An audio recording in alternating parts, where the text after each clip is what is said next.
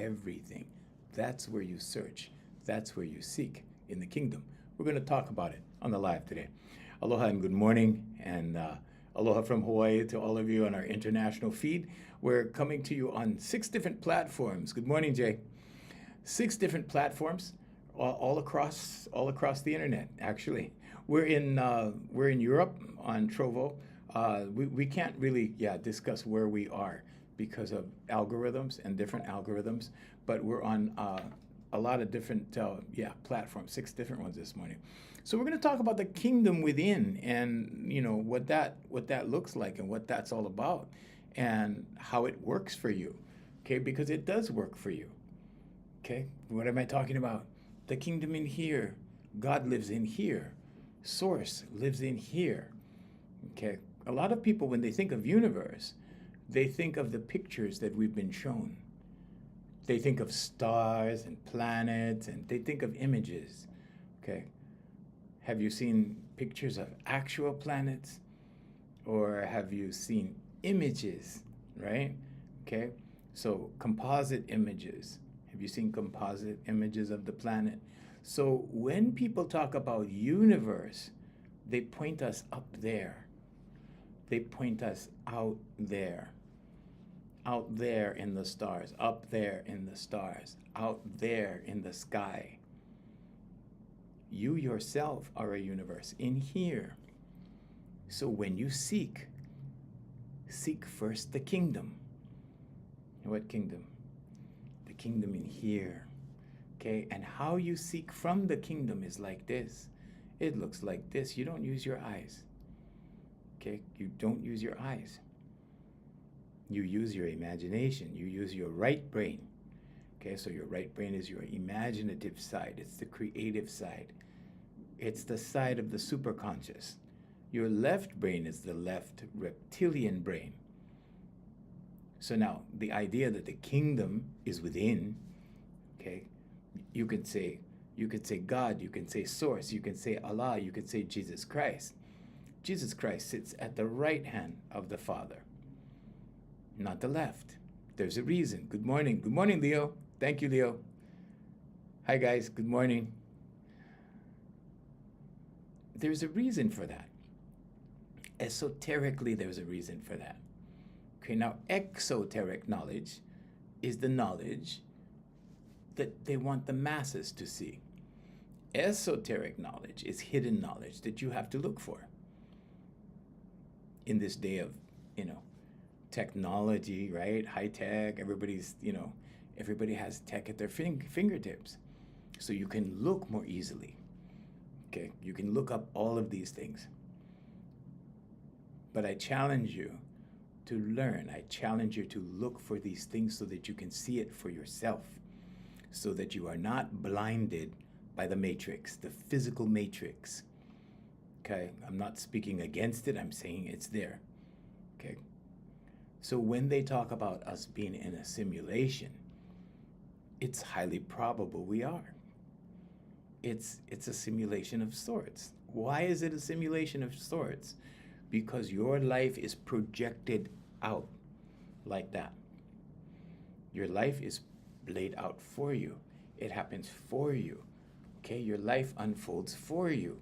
And that's why when you seek and you take the baby steps, the doors begin to open.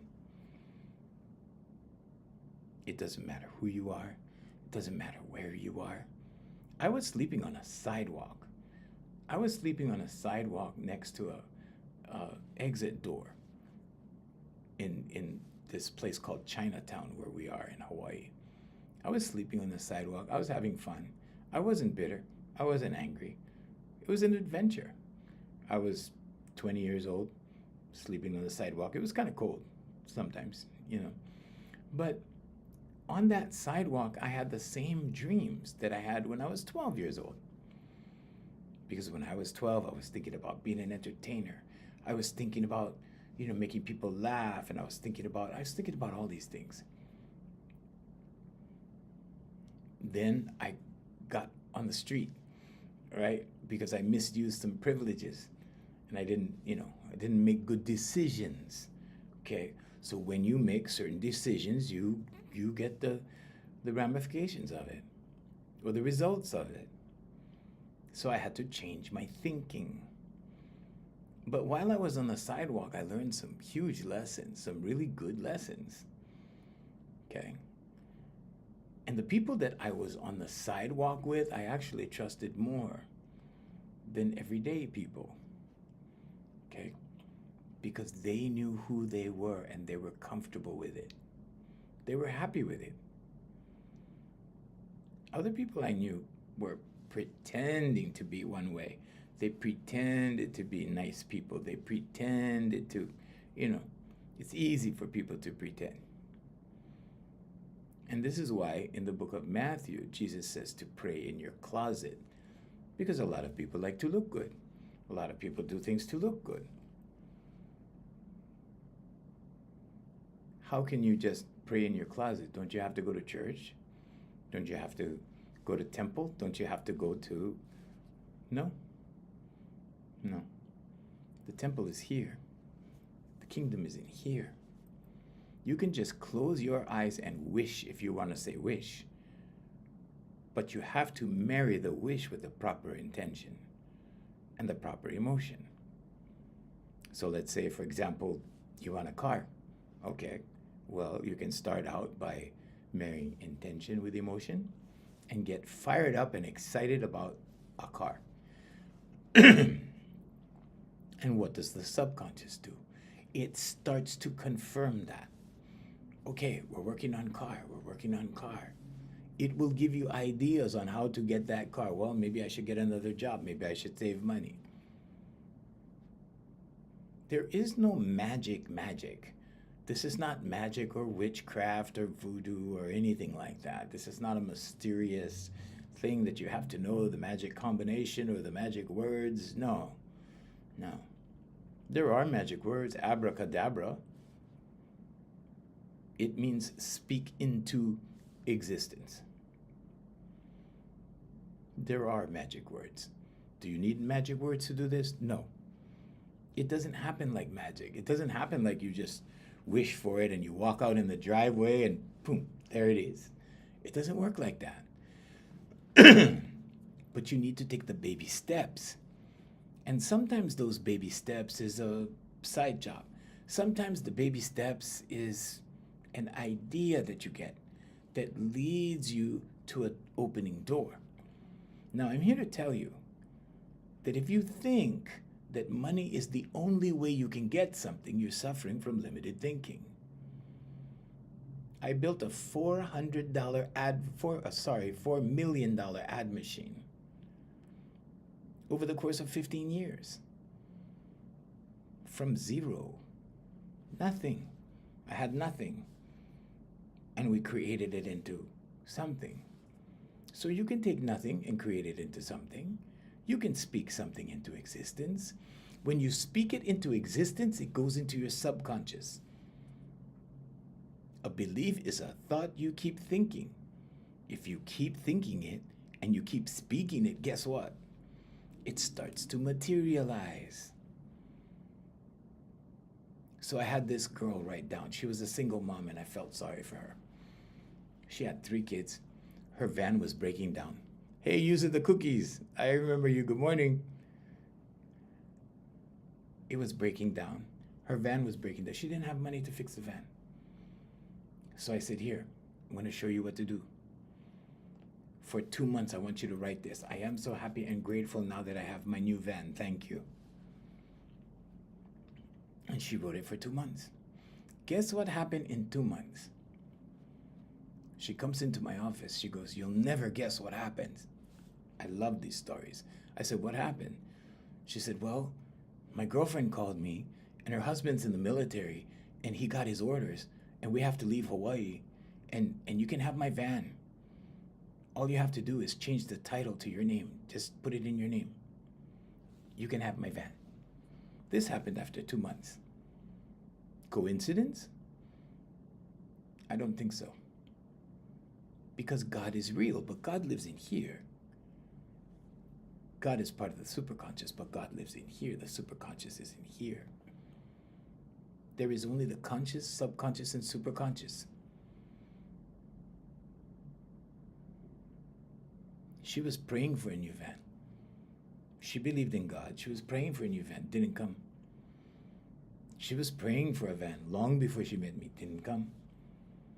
Because she didn't know how it was going to happen. And she told me that. She goes, I don't know how this is going to, I don't know how, but I need to get a van. I don't know how. I don't know how to do this, but I said, I know how. I said, here, I am so happy and grateful now that I have a brand new van. Thank you. Write that for 60 days, 2 months. Actually, it takes 63 days to change a habit. You can research that. Go ahead, pull it up. 63 days minimum. So can you write the same affirmation faithfully for 63 days? Can you be faithful to yourself? You have to be faithful to yourself. If you can't be faithful to yourself, you can't be faithful to anyone else. Can you be faithful to yourself? Can you say your prayers every day? Can you do your meditation every day? Can you do your visualization, your vocalization, and your affirmations every day for 63 days? That's a lot of work for some people. But guess what? Here's the good news. It's less than 15 minutes a day. You can actually spend 12 minutes a day and change your life in 63 days. I'm not here to sell you anything. I'm here to give you the answer. Because I was sleeping on a sidewalk. And as soon as I started having more faith in this one, pretty soon things just happened. After the sidewalk, there was Section 8 housing. After Section 8 housing, there was rentals. After that, it just kept going. I didn't even have a car. I caught the bus. I had a bus pass for years and years and years. Then my uncle let me use his truck for a little while. I still didn't have a car.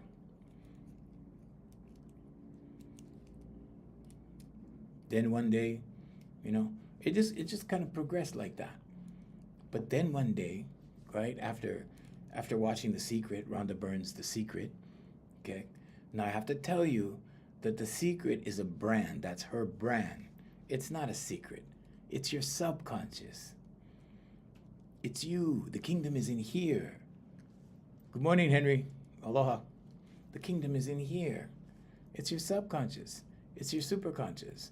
It's your conscious mind. So one day I get this intuitive feeling and I just drive into the dealership.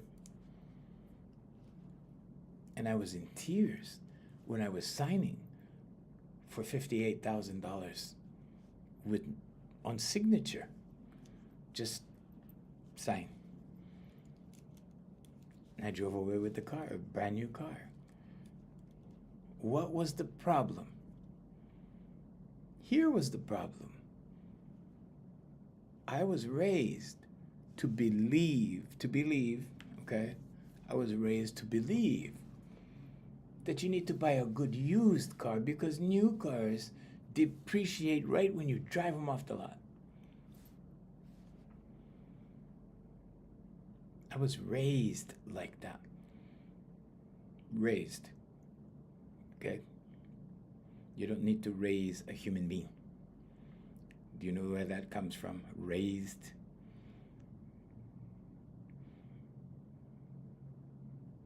But you don't need to be raised to do this or raised to do that. Lift it up, raised. That's why they say it, raised. I was raised, born and raised. You don't need to be raised. Born and raised, really? Raised like what? Like cattle? Like a cow? You're a human being. You don't need raising. So I was always taught, right? Well, you're going to lose money. You're going to be at a loss. As soon as you drive it off the lot, it depreciates by how many thousand, right? Okay. So that's where I was. But then that day, when I had inspired thought, and one of the universal laws is to take action on inspired thought. Because inspired thought comes from God, or Allah, or Jesus Christ, or infinite intelligence, however you believe. God doesn't work in one person just because they believe. God doesn't work in another person because they believe like that. God works in everybody. Okay, there's so many self-righteous people walking around not going, oh, well, my God this and my God that and your God this, and crackers. No such thing. No such thing. So, because my belief, my limiting belief was that I could only buy a good used car, guess what? I only bought good used cars until I was 40 years old. Okay, actually I was 37. Maybe, yeah, my math is off because I'm in real time and my ADHD keeps jumping tracks in my head. But here's the thing, right? It's a limiting belief. If you're doing that to your kids, stop it. If you're telling your kids, oh no, don't do this because this. Don't do this because then this will happen or that will happen. Don't do that. That's not fair. You're not being fair to them. You're limiting their thinking when you should allow their thinking to expand, when you should allow their thinking to flourish.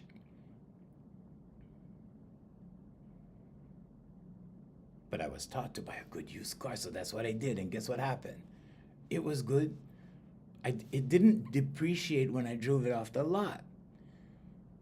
But after about 30,000 miles, it started to rebuild itself.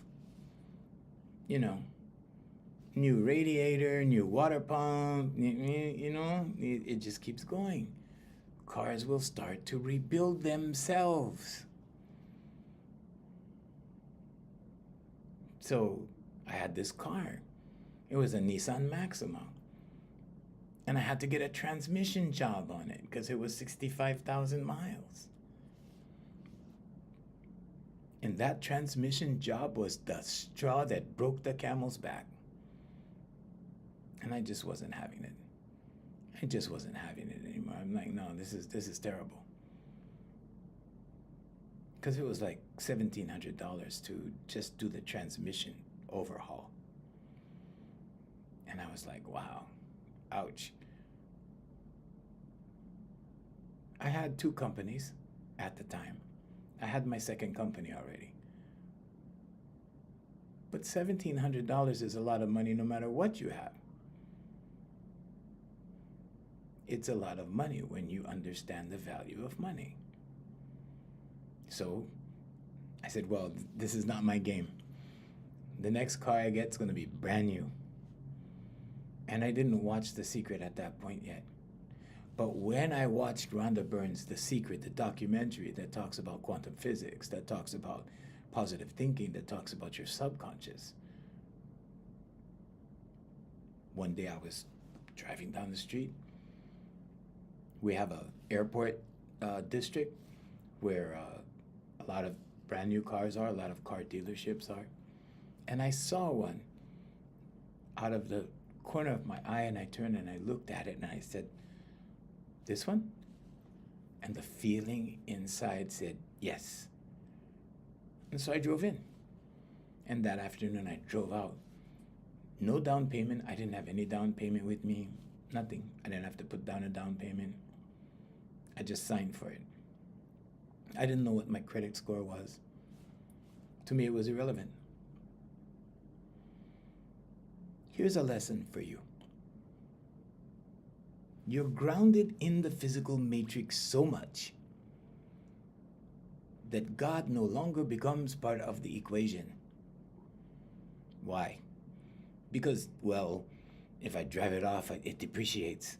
If I go to the bank, I have to get a loan. If I get a loan, I have to pay interest. Really? Okay, that's business. I have several businesses. I understand business. But I also understand God. God is bigger than business. God transcends everything. But God cannot do anything for you if you're ground into the physical matrix, because it's physical. You cannot approach God this way. You have to surrender. You have to surrender the physical matrix. What does that mean? You have to go within the kingdom. You have to seek within the kingdom. We're not promised any more days than we're lucky enough to have. I woke up this morning with a pulse. I was like, yeah, yay. You know? We're not promised tomorrow. We could go like that, especially with the situation now in the world.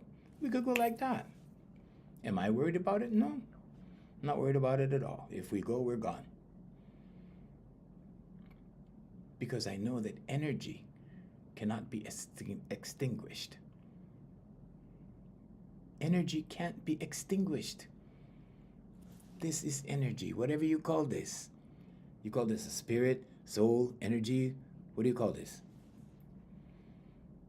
It's within the kingdom, and the kingdom is within. Is the body the kingdom? No. It's within the body. Your body is your vessel. Your body transports you around. You have to take care of the body? Yeah, if you want to keep going.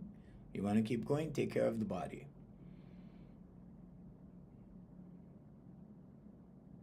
The body will serve you if you take care of it. But if you are ground in the physical matrix like this, with the understanding that you need to abide by these physical properties, these physical rules, these physical, right? Because there is a separation between the body and the spirit.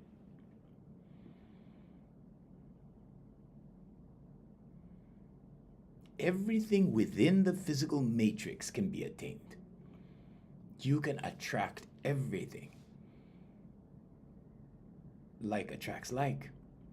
How do you know this? Well, you remember that expression? If you show me 5 of your closest friends, I'll tell you who you are. It's not just that. It's the universal law of correspondence. Whatever's out here is a product of whatever's in here. So, what kind of car are you driving? What kind of spouse do you have? What kind of children do you have? What kind of desk do you have at work? What kind of friends do you have? It's the universal law of correspondence. It is a universal law. It has to happen. This goes back to the Hermetics. This goes back a long, long time. This is esoteric knowledge. But we don't think about that. Why don't we think about these things?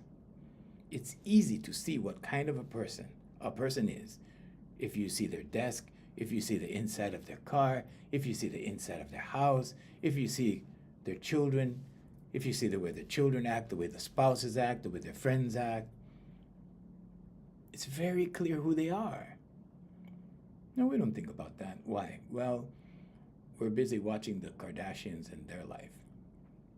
We're busy cheering on our favorite NFL team. Nothing wrong with that. I'm not judging. Nothing's wrong with that. Okay?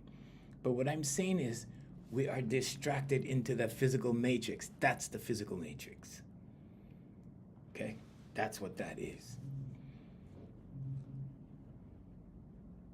Who's playing the latest game? You know, bread and circuses. The distraction. That distraction will bind you into the physical matrix.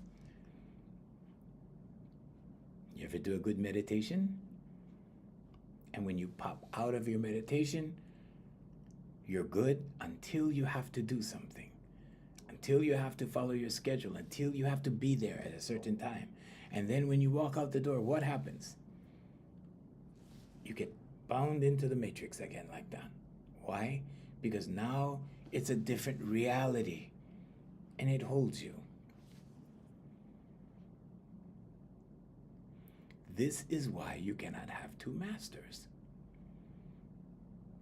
You cannot serve two masters. I'm not telling you which master to serve, but there's the spiritual and there's the physical.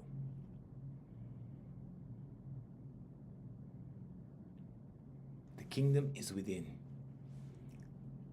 Jesus said it this way. He said, neither shall they say, lo here or lo there, for behold, the kingdom of God is within you. Jesus Christ said that. What did Jeremiah say? He said, I will put my law within them and I will write it on their hearts. What is that? Your heart produces the biggest vibration. The kingdom is within. Who else said that? Did Buddha say that? Sure. Gautama Buddha said almost the same thing, but he said it in a different way.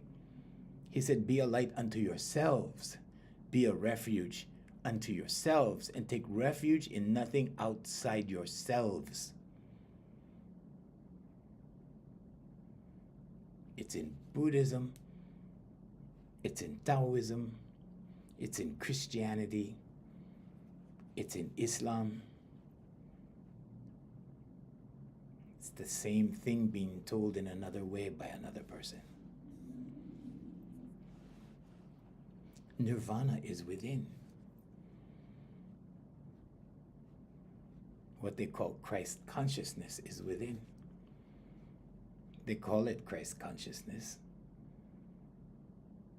But it all goes back to Christ. Christos. If you know, you know. So how do you make this kingdom work for you? You have to believe. First you ask, then you believe, then you receive. It's a 3-step process. If you say, please God, bring me a brand new car. Okay, but you have to believe it. And if you believe it, you have to pray it like you believe it. You have to pray it like it's going to happen. You have to believe it. Mark 11:24 in the Bible, ask, believe, receive. So here's the thing about a human being. You can take this pen. You can worship this pen. And you can say, this is my lucky pen. Because I believe every time I hold this pen, it gives me power. And I feel invincible because I'm holding this pen. Because it's a magic pen. And if you believe in this pen, guess what? You'll get results. If you do a magic spell and you believe in the magic spell, guess what? You will manifest whatever it is you're focusing on. Is it the magic spell? Is it the magic pen? It's your subconscious. Everybody has one. Your subconscious learns in repetition. A belief is a thought you keep thinking. So the question is, number 1, what are you thinking? Number 2, what are you believing? Whatever you believe forms your paradigm. How many paradigms does a human have? Multiple. Why? Well, we act one way with our parents, one way with our employer, one way with our friends, one way with our bestie.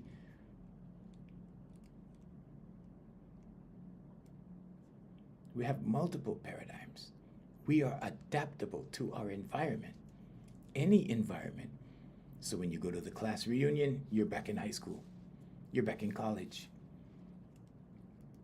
You pick up where you left off with your friends, wherever they are, whoever they are.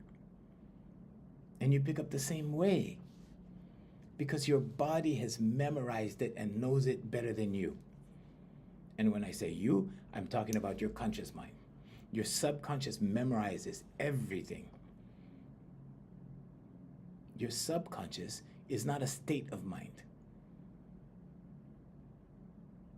It's a state of awareness, but it's built from all of your senses. All of your senses accumulate data. From when you're born till the time you're 7 years old, you're not even a part of consciousness. You're just collecting data like a supercomputer. Sure, of course you can ask a question, uses the cookies. Go ahead. Just write the question and I will answer. You're not even a part of consciousness until you're 7 years old. Why? Because you're accumulating data through your senses. Your subconscious is an accumulation of all of your senses and all of your sensory data.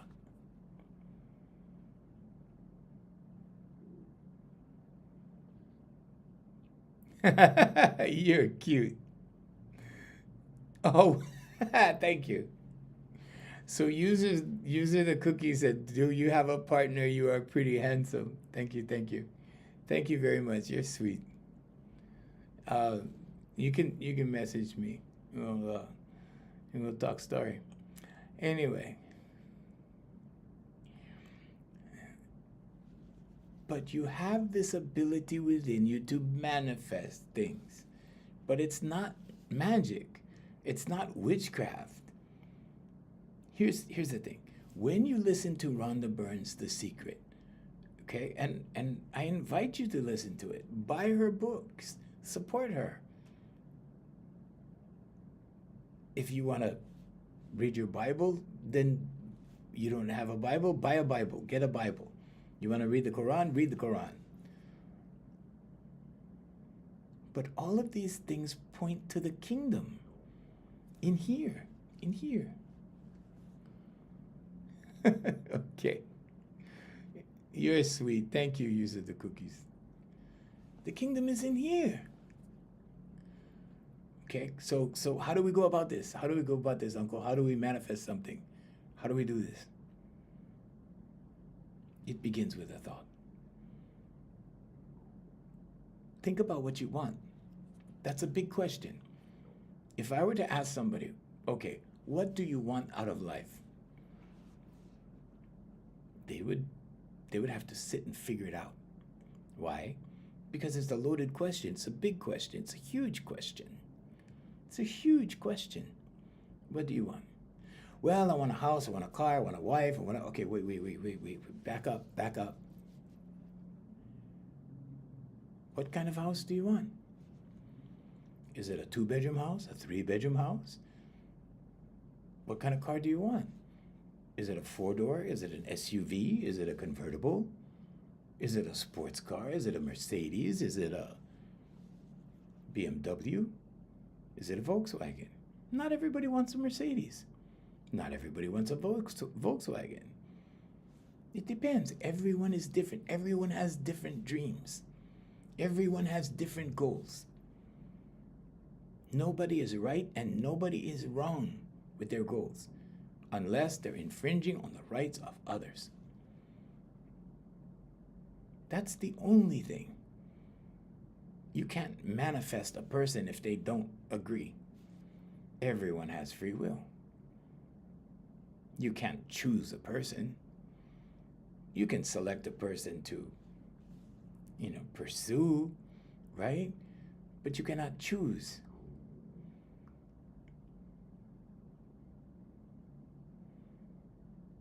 But everybody has a different dream. Everybody, my friends in high school, I had a friend that wanted to be a dentist.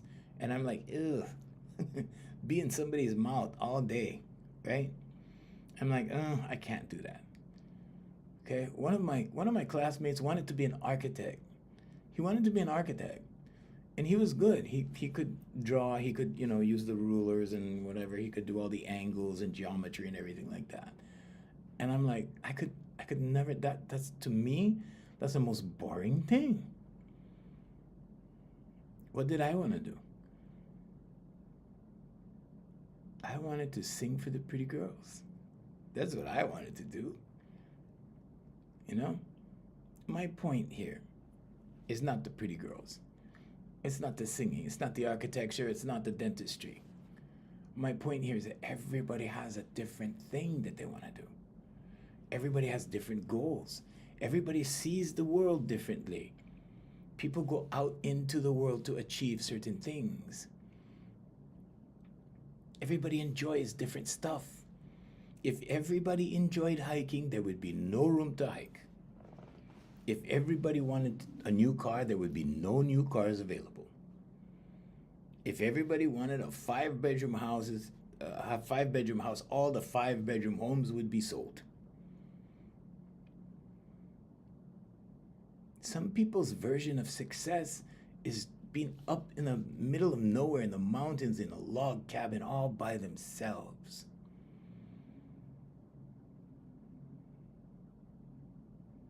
So everyone has a different dream. Everyone has a different goal.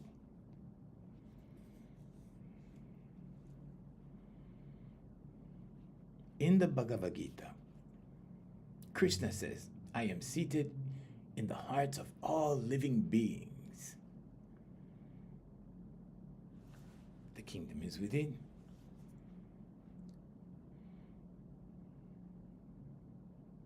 Affirmations, meditation, vocalization, and visualization. That's the fastest way to obtain something. It's the fastest way to materialize something. It's the fastest way to bring it to you.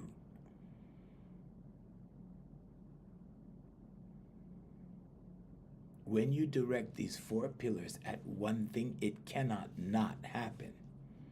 It may not happen your way, but it will happen.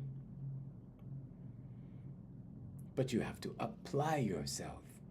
Apply yourself.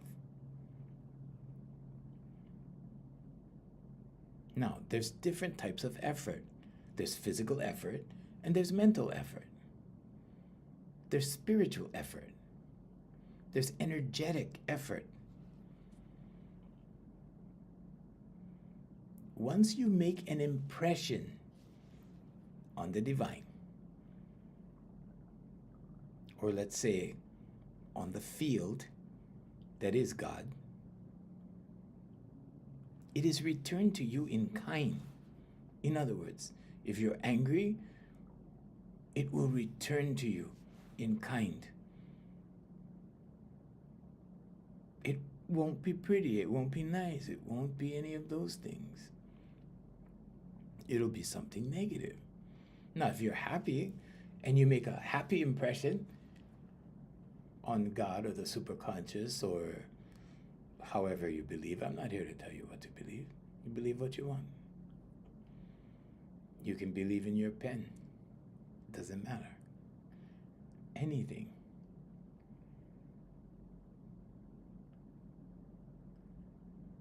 But beware of human constructs. Heaven and hell are human constructs. Those were created by humans. Churches. Go look at the origin of the word church. It goes back to Circe, a goddess. And go see what she did. And see what her thing was. I'm not saying church is wrong. I'm saying the origin of it. But I'm saying it's a human construct.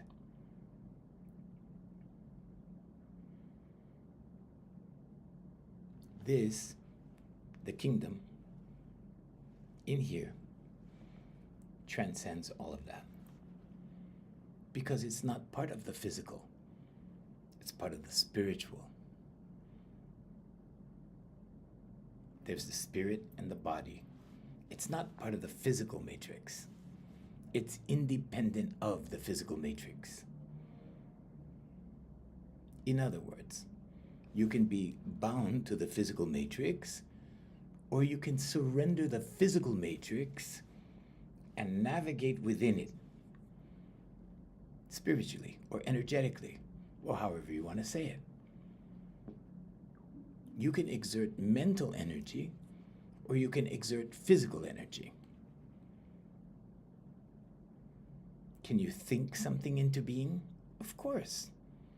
What do you think inventors do? They think it into being. If you look outside in your neighborhood or in your city and you see a huge building, that came from someone else's in here. If you see a tree, if you see a squirrel, if you see a cat, a dog, okay, that's nature.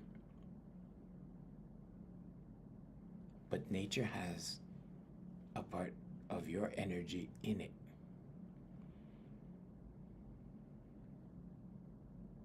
Energy, frequency, and vibration. Nikola Tesla told us to look at these three elements when thinking of the universe. Anything that has energy, anything that has a frequency, and anything that vibrates. Anything that has a vibration.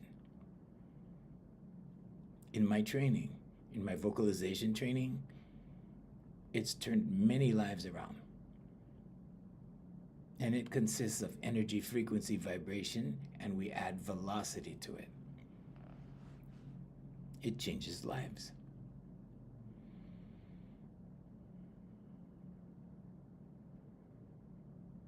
So when you look at things from the energetic level, or let's say the spiritual level, I'm not talking about church or Bible or Bhagavad Gita or Quran,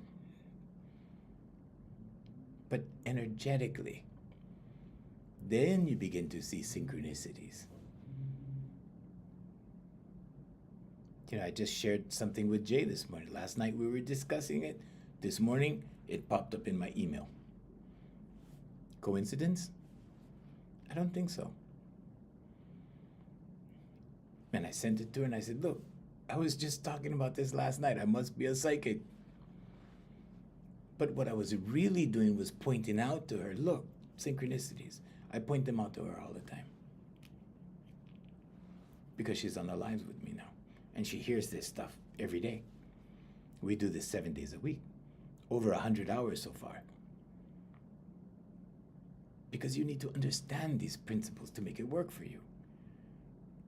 Because if you're convinced that all you have is this physical matrix, this physical side of everything, right, that creates rules for you to follow, that creates laws for you to follow, that creates, right, and you're bound with this, then you're going to suffer loss. Then you're going to suffer lack. Because this physical thing is all you will have. That's it. That's it.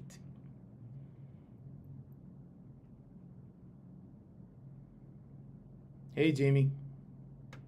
Of course. So you can say manifest, you can say achieving goals. It's the same thing. There's no magic to manifestation. You know what the magic is? You know what the magic is, guys?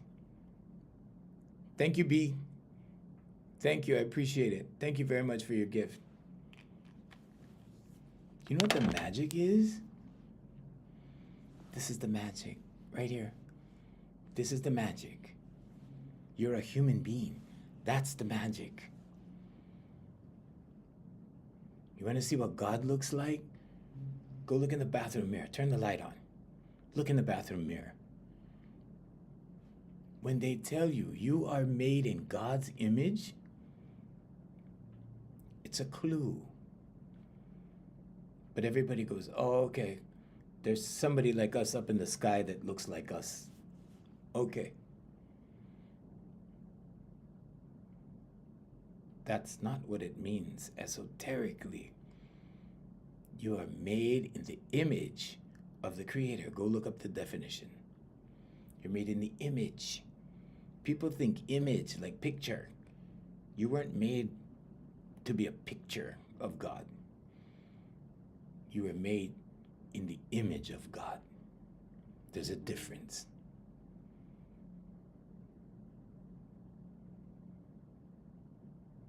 So remember,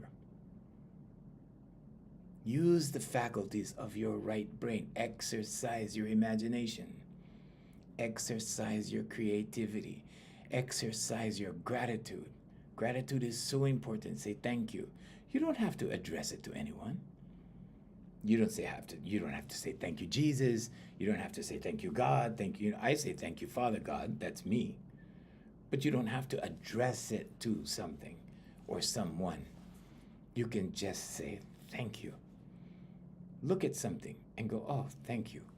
Right now, I'm looking at my laptop and I go, thank you. Thank you to my laptop? No. Thank you because I have my laptop. Thank you. I'm grateful. All right? I look at my iPad. Thank you. I look at the ring lights. Thank you. The cameras. Thank you. When you're grateful, it brings more. Gratitude is the great multiplier. Rhonda Byrne said that. Gratitude is the great multiplier. It will multiply things in your life. But you cannot be grateful and express gratitude on this side and then take it away on this side by saying bad stuff about yourself. You know, over here you're saying, oh, thank you for the blessings. Thank you for the blessings. Where do the blessings come from? It comes from in here. It doesn't come from out there. It comes from in here. Blessings come forth this way, like this, like this. Blessings come. Because God is in here. Blessings come this way, not this way. Blessings don't come to you like this. I know so many church people, they tell me, no, blessings come, yeah, it comes like, no.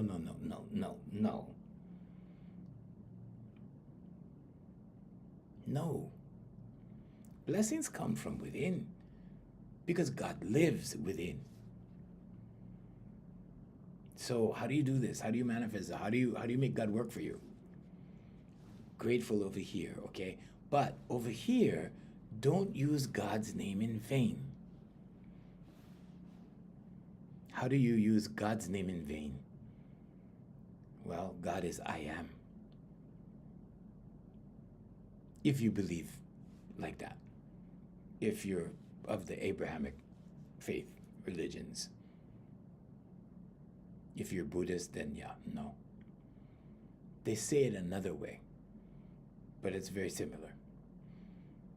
But when you say, you know how dumb I am, you know how stupid I am, you know how forgetful I am, now you're cursing the Creator. Why? Because the Creator's in here. When you have negative self-talk, when you're talking about yourself in a bad way, but you're being grateful over here, you're praying over here, you're giving thanks to your Creator over here, and then over here, you're saying, you know how stupid I am. You know, I locked myself out of the car again. I am so forgetful. I forgot the key inside again. You see? You see? So now you have resistance. And when you have resistance, what happens? It prevents your manifestation. Your manifestation is going like this. It's coming. It's in the process, right? It's in the process. It slows down like this. It slows down. Sometimes if it's really bad, if the fear is really bad, it'll pause. Why? Because when you get really scared, you freeze up. Deer in the headlights. Sound familiar? Deer in the headlights.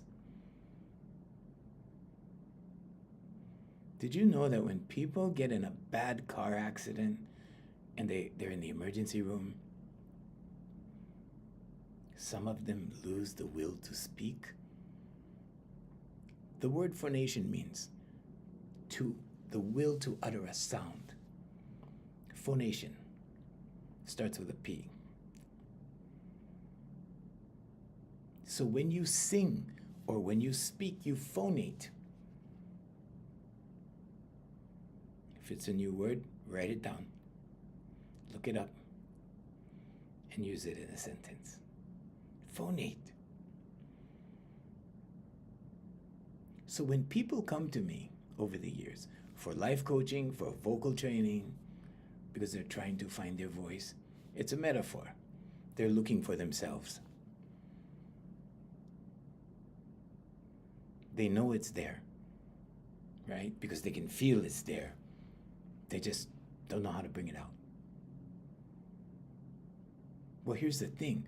When people get so scared, like they get in a car accident and they're in the emergency room, they lose the will to speak. They don't talk. They can't talk. When they're traumatized that badly, they can't even speak. So what has to happen? They have to be comforted. Then slowly, they start to come out of themselves again. Slowly, they start to speak again. Slowly, they have the will. So when people come to me, phonate, yeah, there you go. Jay's good with words. She's really good with words. So when people come to me, I work on their will. You can say it another way. I work on their confidence. I develop their confidence. Why? Because confidence is a relaxed inner feeling. Do we experience fear even though we work on our confidence? Of course. We experience fear for a reason. But when you're experiencing fear all the time, when you're fearful all the time, when you're thinking about how something is going to happen, I don't know how to do this. I want to start a business, but I don't know how. I want to, I want to move forward with this relationship, but I don't know how. I want to ask her to go with me, but I don't know how. I want to marry her, but I don't know how to ask. The how is always God's job. Always. Okay? Always God's job. And it works like that. I don't know how. I look at a picture, I go, wow, she's pretty. Yeah, I could totally see myself dating her.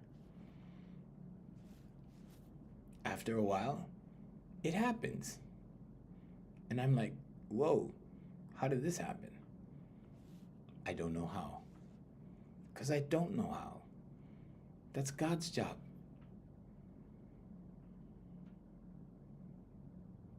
And I'm here to tell you, it doesn't matter what you want. It doesn't matter what you desire.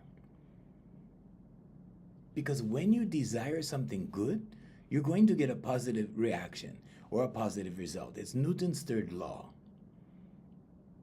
When you desire something, let's say, bad or negative or evil or whatever, okay, it's going to result in a negative.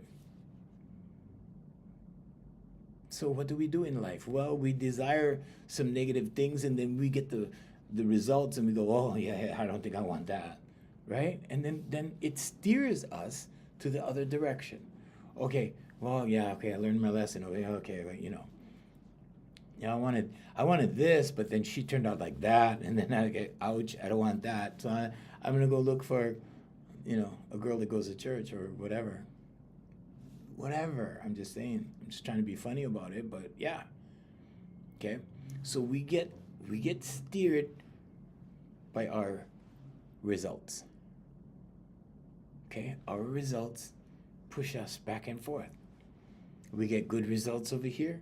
Okay. Sometimes we get adventurous, and that leads us over here into the negativity, and then we go, ouch, oh, okay, never mind. We get too gutsy on our bikes, and we fall down, and we skin our knees and whatever. And then, oh, okay, let's not do that next time. I'll be more careful next time, right? So that's how life works. Life works in rhythm, the universal law of rhythm.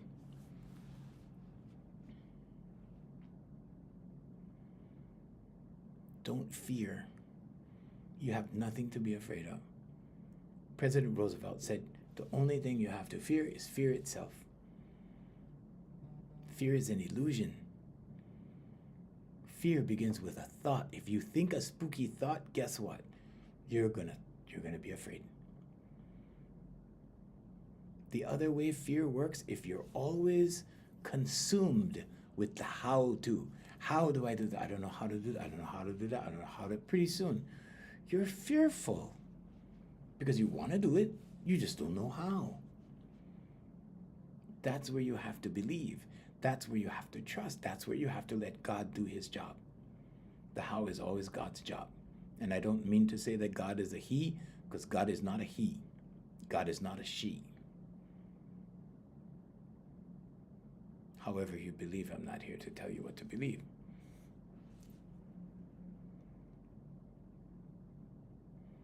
But your inner self is the kingdom. The kingdom is in here. The kingdom unfolds for you. It doesn't happen to you. Okay? So let's look at the tree really quick before we have to go. Okay? So the tree, okay, the roots of the tree is your subconscious. Okay? Your core beliefs are in your subconscious.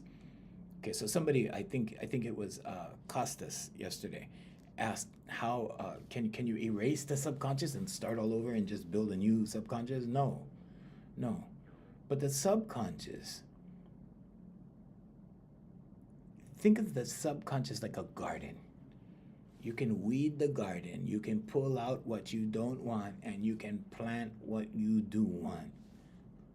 Look at it like a garden like that. Look at it like that. Okay? So if there's things you're doing now that your beliefs, so your beliefs, the roots of the tree, right? They form your paradigm, the trunk of the tree. The paradigm affects how you act, the actions up here that bring results. So if you want consistent new actions, you have to change the subconscious beliefs. Then you weed the garden, then you plant the new seeds, then you grow the new seeds. Okay, repetition. Grow the new seeds.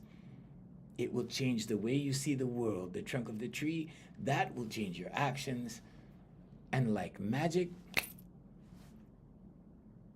different results. So we're going to say goodbye to our international feed right now. We're on 6 platforms. We're on 2 Facebook pages right now. We're on, some other platforms that are sensitive with their algorithms, so we don't want to say all the platforms. But yeah, we're on 6 different ones. So we're going to say goodbye to you guys. And aloha from Hawaii. Thanks for joining us. Tomorrow morning again, 7 o'clock, Hawaii.